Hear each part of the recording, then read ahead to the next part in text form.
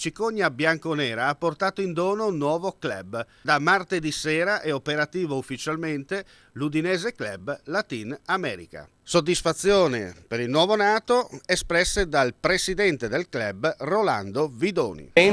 L'occasione da noi tutti aspettata, avere qui con noi presenti stasera due giocatori dell'Udinese. Noi siamo attivi dal 2010 e oggi abbiamo questa ricorrenza molto importante per noi.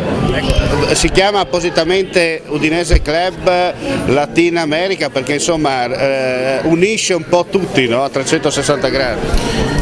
Beh, il nome è stato appunto trovato così per dedicarlo a tutti i giocatori sudamericani, passati, presenti e giocatori che verranno, spero.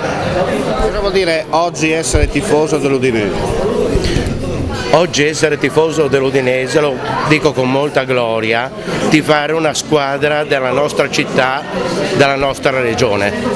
Senta, ma dica la verità, ha scelto oggi apposta perché è il compleanno di Zico? Beh, capita a proposito, ne sono super felice. Prossimi impegni immediati quali sono? Per noi ci sarà una cena sociale più avanti che organizzeremo come club e chiameremo probabilmente il club attiguo Beppe Marcon Andrea Coda. Ma alla fine ci salviamo?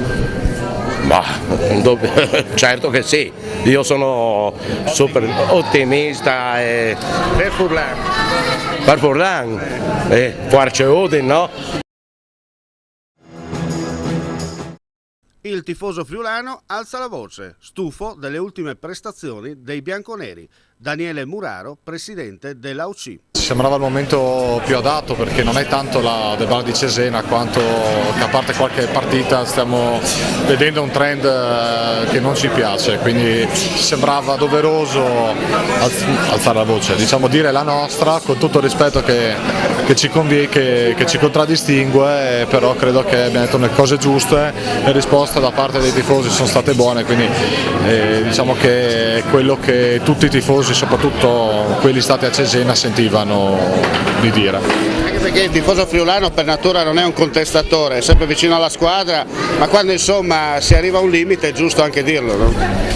Noi non siamo contestatori e abbiamo anche nel comunicato ribadito il fatto che noi siamo e saremo sempre vicini alla squadra, però ci sentiamo anche in dovere di, se serve, come buon padre di famiglia, dare anche una strigliata ai bambini che vanno in campo portando la maglia che noi abbiamo nel cuore.